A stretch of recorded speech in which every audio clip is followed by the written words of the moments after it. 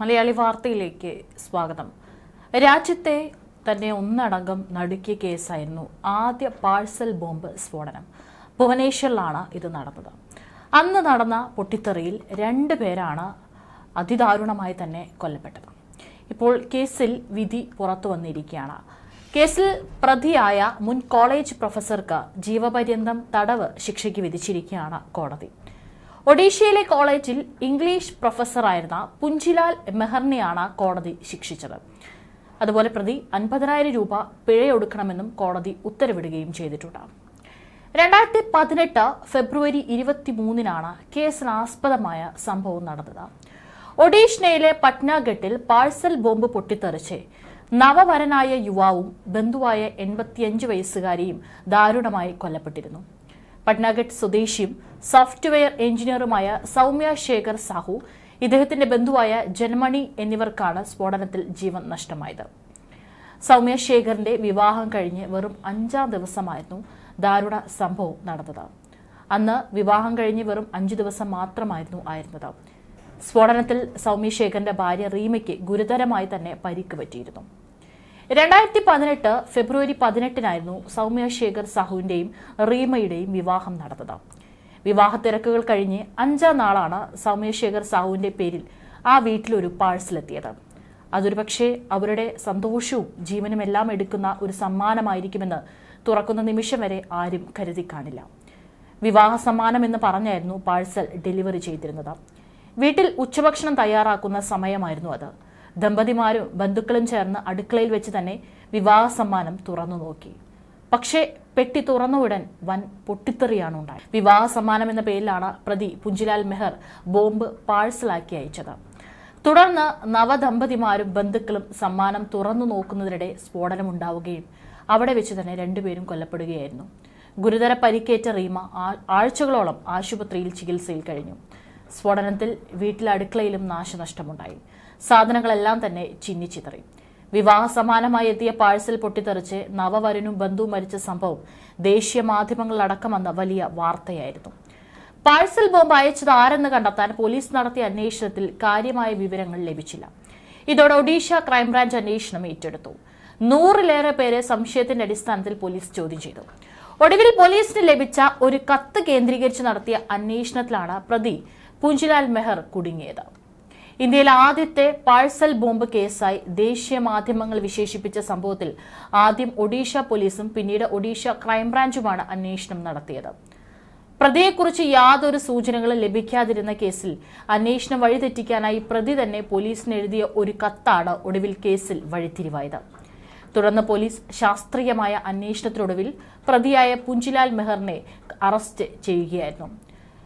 കൊല്ലപ്പെട്ട സൗമ്യ ശേഖർ സാഹുവിന്റെ അമ്മ സംയുക്ത സാഹുവും പ്രതിയായ പുഞ്ചിലാലും ബൈൻസയിലെ ജ്യോതി വികാസ് കോളേജിലെ പ്രൊഫസർമാരായിരുന്നു. സഹപ്രവർത്തകയുടെ മകന്റെ വിവാഹ ചടങ്ങിലും പിന്നീട് സൗമ്യ ശേഖറിന്റെ സംസ്കാര ചടങ്ങിലും പ്രതിയായ പുഞ്ചിലാൽ ഒരു ഭാവ വ്യത്യാസമില്ലാതെയാണ് പങ്കെടുത്തത്. പക്ഷേ പോലീസിനെ വഴിതെറ്റിക്കാനായി പ്രൊഫസർ കാണിച്ച അതിബുദ്ധി ഒടുവിൽ അയാൾക്ക് തന്നെ പാരയായി മാറുകയായിരുന്നു. ജ്യോതി വികാസ് കോളേജിലെ മുൻ പ്രിൻസിപ്പലായിരുന്ന ഇംഗ്ലീഷ് വിഭാഗം പ്രൊഫസറായിരുന്നു പുഞ്ചിലാൽ മെഹർ. ഇയാളെ പിന്നീട് പ്രിൻസിപ്പൽ പദവിയിൽ നിന്ന് നീക്കം ചെയ്യുകയും സൗമ്യ ശേഖർ സാഹുവിന്റെ അമ്മയായ സംയുക്ത സാഹുവിനെ പ്രിൻസിപ്പലായി നിയമിക്കുകയും ചെയ്തു.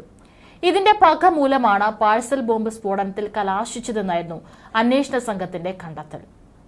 പാഴ്സൽ ബോംബ് നിർമ്മിച്ചതും കൃത്യം ആസൂത്രണം ചെയ്ത് നടപ്പാക്കിയതും പുഞ്ചിലാൽ ഒറ്റയ്ക്കായിരുന്നു. കേസിലെ ഏകപ്രതിയും ഇയാളാണ്. സംഭവത്തിന് 1 വർഷം മുമ്പേ തന്നെ ഇയാൾ പാഴ്സൽ ബോംബ് നിർമ്മാണത്തിനുള്ള ആസൂത്രണം ആരംഭിച്ചിരുന്നു. ദീപാവലി ആഘോഷങ്ങൾക്കെന്ന പേരിൽ നിരവധി പടക്കങ്ങളും മറ്റും വാങ്ങിക്കൂട്ടിയ പ്രതി ഇതിലെ വെടിമരുന്ന് ഉപയോഗിച്ചാണ് പാഴ്സൽ ബോംബ് നിർമ്മിച്ചത്. ഇന്റർനെറ്റിൽ നിന്നും വിവരങ്ങൾ ശേഖരിച്ചായിരുന്നു സ്ഫോടന വസ്തുവിന്റെ നിർമ്മാണം. ബോംബ് നിർമ്മിച്ച ശേഷം ഇതിൽ ചിലത് പരീക്ഷിക്കുകയും ചെയ്തു. ഇതിനുശേഷമാണ് പാഴ്സൽ ബോംബ് വിവാഹ സമ്മാനമായി അയച്ചത്. കൃത്യത്തിൽ പിടിക്കപ്പെടാതിരിക്കാനും തന്ത്രപരമായ നീക്കങ്ങളാണ് പ്രതി നടത്തിയത്. സ്ഫോടക വസ്തു നിറച്ച പാഴ്സൽ തയ്യാറാക്കിയ ശേഷം ഒഡീഷയിലെ കാന്താബാഞ്ചി റെയിൽവേ സ്റ്റേഷനിലെത്തിയ പ്രതി ഇവിടെ നിന്ന് ഛത്തീസ്ഗഡിലെ റായ്പൂരിലേക്ക് ട്രെയിൻ കയറി.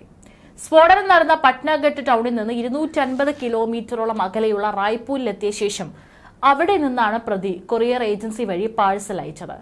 അതായത് പിടിക്കപ്പെടാതിരിക്കാൻ അടുത്തുള്ള സ്ഥലങ്ങളിൽ നിന്നൊന്നുമല്ല ഇത്തരത്തിൽ വിവാഹ സമ്മാനം എന്ന പേരിൽ കൊറിയർ വഴി പാഴ്സൽ അയച്ചത്.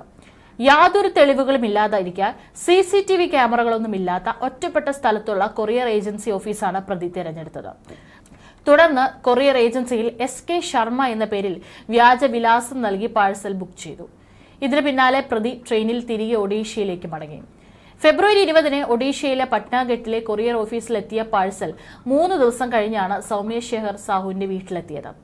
വിവാഹ സമ്മാനമെന്ന് കരുതി നവദമ്പതിമാർ ഇത് സന്തോഷത്തോടെ സ്വീകരിക്കുകയും ചെയ്തു. പാഴ്സൽ ബോംബ് കേസിൽ അന്വേഷണം തുടരുന്നതിനിടെയാണ് ബോലാംഗീർ പോലീസ് സൂപ്രണ്ടിന് ഒരു കത്ത് ലഭിച്ചത്.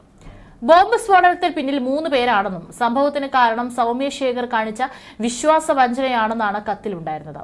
സൗമ്യ ശേഖറിന്റെ ചതി കാരണം ഒട്ടേറെ പേർക്ക് പണം നഷ്ടമായെന്നും അതിനാൽ നിരപരാധികളെ ഉപദ്രവിക്കുന്നത് പോലീസ് അവസാനിപ്പിക്കണമെന്നും കത്തിൽ പറഞ്ഞിരുന്നു. SK സിൻഹ എന്ന പേരാണ് കത്തിലുണ്ടായിരുന്നത്. സൗമ്യ ശേഖർ സാഹുവിന് വന്ന പാഴ്സൽ അയച്ച ആളുടെ പേര് SK ശർമ്മ എന്നായിരുന്നു. ഈ 2 പേരുകളും തമ്മിലുള്ള സാമ്യം പോലീസ് ശ്രദ്ധിച്ചു. പാഴ്സൽ അയച്ചയാൾ തന്നെയാണ് കത്തയച്ചതെന്നും പോലീസ് വ്യക്തമാക്കി. അന്വേഷണം ഏറ്റെടുത്ത ക്രൈംബ്രാഞ്ച് സംഘം കത്ത് വിശദമായി പരിശോധിച്ചു. ഇംഗ്ലീഷിൽ അത്യാവശ്യം പ്രാവീണ്യമുള്ളയാളാണ് കത്ത് എഴുതിയെന്ന് ഒറ്റ നോട്ടത്തിൽ ക്രൈംബ്രാഞ്ച് സംഘത്തിന് ബോധ്യമായി. കത്തിലെ ഭാഷയും കയ്യക്ഷരവും വാക്കുകൾക്കിടയിലെ കൃത്യമായ അകലവും പോലീസിന് തുമ്പായി.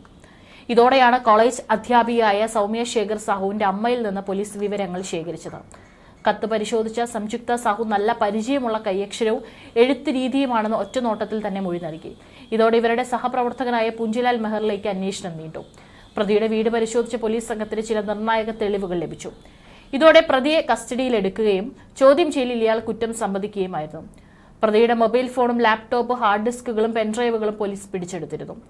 ഇതിനൊപ്പം ചില CCTV ദൃശ്യങ്ങളും പോലീസ് ശേഖരിച്ചു. റെയിൽവേ സ്റ്റേഷനിലെ പാർക്കിംഗ് രസീത് വരെ പ്രതിക്കെതിരായ തെളിവായി പോലീസ് കോടതിയിൽ സമർപ്പിച്ചു. അന്വേഷണ സംഘം കുറ്റപത്രം സമർപ്പിച്ചത്. ആകെ 72 സാക്ഷികളാണ് കേസിലുണ്ടായിരുന്നത്. ഒടുവിൽ 6 വർഷങ്ങൾക്ക് ശേഷം കോടതി കേസിൽ വിധി പ്രഖ്യാപിക്കുകയും ചെയ്തു. അതേസമയം പുഞ്ചിലാൽ മെഹറിനെ ജീവപര്യന്തം തടവിന് ശിക്ഷിച്ച കോടതി വിധിയിൽ സംതൃപ്തിയുണ്ടെന്ന് സൗമ്യ ശേഖർ സാഹുവിന്റെ അമ്മയും കേസിലെ പ്രധാന സാക്ഷികളിൽ ഒരാളായ സംയുക്ത സാഹു പറഞ്ഞു. തനിക്ക് നഷ്ടപ്പെട്ടത് ഇനി തിരിച്ചു കിട്ടില്ലല്ലോ എന്നും അവർ ചോദിച്ചു. അതേസമയം അപൂർവങ്ങളിൽ അപൂർവമായ കേസായി ഇത് പരിഗണിച്ച് പ്രതിക്ക് വധശിക്ഷ നൽകണമെന്നാണ് പ്രതീക്ഷിച്ചതെന്നും സൗമ്യ ശേഖറിന്റെ അച്ഛൻ രബീന്ദ്ര സാഹു പ്രതികരിച്ചു. പക്ഷേ കോടതി ജീവപര്യന്തം തടവാണ് വിധിച്ചതെന്നും എന്നാലും ഈ ശിക്ഷാവിധിയിൽ കോടതിയോട് നന്ദിയുണ്ടെന്നും അദ്ദേഹം വ്യക്തമാക്കി. ഏതായാലും ഇതിനുശേഷം ഇത്തരത്തിൽ പാഴ്സൽ ബോംബ് സ്ഫോടനങ്ങൾ നടന്നിട്ടുണ്ട്. 2024 മെയ്യിൽ അഹമ്മദാബാദിൽ മുൻ കാമുകിയുടെ വീട്ടിലേക്ക് യുവാവ് അയച്ച പാഴ്സൽ ബോംബ് പൊട്ടിത്തെറിച്ച് യുവതിയുടെ ഭർത്താവിനും മകൾക്കും ദാരുണ അന്ത്യം സംഭവിച്ചിരുന്നു. അന്ന് ജീത്തുബായ് ഹീരാബായ് വഞ്ചരയും മകൾ ഭൂമികയുമാണ് കൊല്ലപ്പെട്ടത്. ജയന്തിബായ് ബാലുസിംഗ് വഞ്ചര എന്ന വ്യക്തിയാണ് വീട്ടിലേക്ക് പാഴ്സൽ അയച്ചതെന്ന് പോലീസ് അറിയിച്ചു. പാഴ്സലിലുണ്ടായിരുന്ന ടേപ്പ് റെക്കോർഡറിന് സമാനമായിരുന്ന ഇലക്ട്രോണിക് ഉപകരണം പ്ലഗ് ഇൻ ചെയ്യാൻ ശ്രമിച്ചപ്പോൾ പൊട്ടിത്തെറിക്കുകയായിരുന്നു. സംഭവ സ്ഥലത്ത് വെച്ച് തന്നെ ജീത്തുബായ് കൊല്ലപ്പെട്ടു. ആശുപത്രിയിലേക്കുള്ള യാത്രാ മധ്യയായിരുന്നു ഭൂമികയുടെ മരണം. സ്ഫോടനം നടക്കുമ്പോൾ ജീത്തുവിന്റെ ഭാര്യ സ്ഥലത്തില്ലായിരുന്നു. തന്റെ മുൻ കാമുകിയുമായുള്ള ജീത്തുവിന്റെ വിവാഹത്തിലുണ്ടായ പ്രതികാരമാണ് കൊലപാതകത്തിൽ കലാശിച്ചതെന്ന് പോലീസ് പറഞ്ഞു. ബോംബ് നിർമ്മിക്കാനുള്ള സാമഗ്രികൾ തേടി ജയന്തിബായ് രാജസ്ഥാനിൽ പോയിരുന്നു. പ്ലഗ് ഇൻ ചെയ്യാൻ ശ്രമിച്ചപ്പോൾ ബോംബിലെ ജലാറ്റിൻ സ്റ്റിക്കുകളും ഡിറ്റനേറ്ററും പൊട്ടിത്തെറിക്കുകയായിരുന്നു. ഓട്ടോറിക്ഷയിലായിരുന്നു വീട്ടിലേക്ക് പാഴ്സൽ എത്തിയത്. CCTV ദൃശ്യങ്ങളുടെ അടിസ്ഥാനത്തിൽ ഓട്ടോ ഡ്രൈവറെ കസ്റ്റഡിയിലെടുത്ത പോലീസ് ഇയാളുടെ മൊഴിയിലൂടെയാണ് ജയന്തിബായിലേക്ക് എത്തിയത്. തുടർന്ന് സ്ഫോടനം നടന്ന മണിക്കൂറുകൾക്കുള്ളിൽ തന്നെ പ്രതിയെ പോലീസ് അറസ്റ്റ് ചെയ്തിരുന്നു. ജീത്തുബായുടെ 9 ഉം 10 വയസ്സുള്ള 2 പെൺകുട്ടികൾക്ക് സ്ഫോടനത്തിൽ പരിക്കും പറ്റിയിട്ടുണ്ടായിരുന്നു.